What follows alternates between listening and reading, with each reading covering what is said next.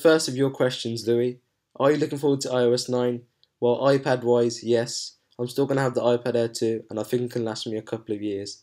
So yeah, I'm looking forward to iOS 9 on the iPad Air 2, because that's the current iPad, of course. That's the only iPad which has the split screen mode and the multitasking mode. So yeah, I look forward to using them, and I look forward to a brand new iOS experience in the case of the iPad. iPhone wise, obviously I'm switching, so that won't really matter to me. But yeah, I'm looking forward to iOS 9. It should be good. It's got some cool features. It's not a huge upgrade, but it's still a small upgrade. Obviously, small things can sometimes be very important. And multitasking, finally, Apple has implemented that into iOS 9. So yeah, I'm looking forward to it. Good question, Louis. Louis, your second and final question. What is your favorite phone that you have ever owned? Well, that's a good question. Well, I've only really owned one standout phone, and that has been the iPhone 5S. Ever since Apple introduced the Touch ID technology and the 64-bit processor, I've always liked iPhones from then on.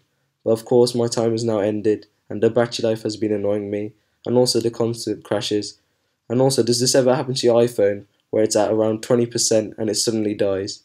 Something is horribly wrong there with iPhones. But yeah, battery life is really bad. I'm finally going to switch to Samsung with the S6. So what is your favourite phone that you've ever owned? Yeah, it's the iPhone 5S. So, moving on to Paramvir's question, or as we like to call him, Paz. Hi. Hi, Paz. What do you think will be in the next iPhone? Obviously you mean what do you think will be in the next iPhone? The iPhone 7. Well, firstly, I think it will be called the iPhone 6S. Apple have always gone with S models to be a small incremental upgrade, which normally improves the software very minorly. So nothing significant like we see with the straight models like the 5 and the 6, where we normally see a brand new design. So bearing that in mind, the iPhone 6S is said to have the same design as the iPhone 6. So aesthetically, it will look exactly the same design-wise, with the antenna bands and camera, which sticks out ever so slightly, of course. So, what do I think will be in the next iPhone?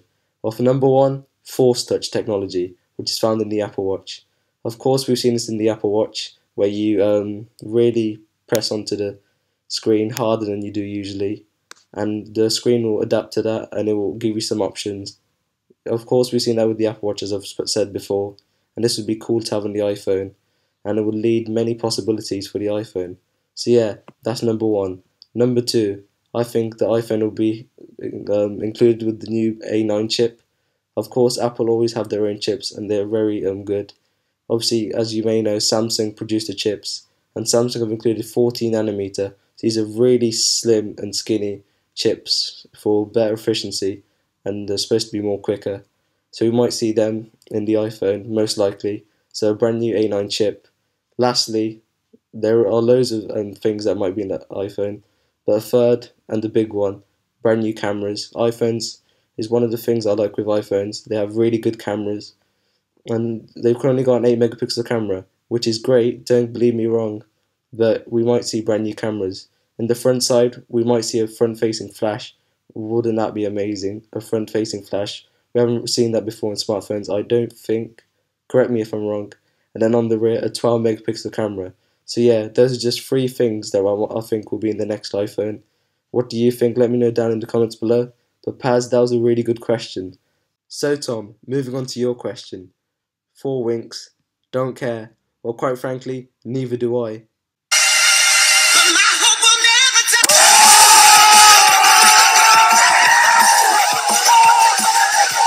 Tom, I'm joking, don't worry. Moving on to the next question. So guys, it has been a jam-packed video, but to round off now, I'm going to say all of Pally's remaining 5 questions, all in one take. So here we go. So Pally's first question, what is your future ambition? Well, I would love a job in technology, that would be great. I am Tech Specs Anil, and being a YouTuber also, that would be cool. But we'll see where life takes me. Second question from Pally, how do you edit your videos? Well, I use iMovie. It's free on the App Store, and it's for use with the Macs and stuff. It's really good. You can also use it on the iPad if you want that. If you want them capabilities on a smaller product where you can take around and stuff.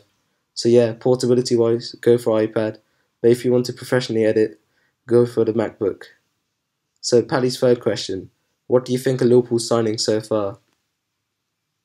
Brendan Rodgers, well done. I think he's actually done a good job. Roberto Firmino looks really promising, even though he was 29 million. Nathaniel Klein's a really good signing. I'm really pleased with that. And James Milner for free. Danny Ings is not bad either. Origi we've got back from loan. And Bogdan, sorry. Well, he's free, so we'll see how he does. He's a backup goalkeeper, and now that Brad Jones has got. But he looks pretty decent. So yeah, I'm pretty pleased with Liverpool signings so far. Fourth question: what made you start YouTube? Well, I've always been passionate about tech. So making a YouTube account for it, I thought that was a great idea. And so here I am today, Tech Specs Anil. Guys, with a slight change of the webcam there to fit this question in. Pally's last question and the last question of the Q&A. Samsung smartwatch or LG G Watch or Apple Watch? That's a good question. I don't think smartwatches have been perfected yet, and they are still in their early days, and many people don't see really the need in them so far. I would say out of those three options, the giant Samsung, LG and Apple, I would say the Apple Watch is currently the best smartwatch out of them options, and overall, in my opinion. I think Apple are still the pioneers of technology, and other companies do look up to them as the number one. They normally get things right software in the software department, and they have good features, but obviously their features haven't really matched with the likes of Samsung or LG G Watch. So yeah, overall I would say the Apple Watch is currently the best smartwatch out there in the market today. But yeah, that was another good question. I hope you enjoyed this video, guys. Please feel free to like, comment and subscribe, and I'll see you guys in the next video.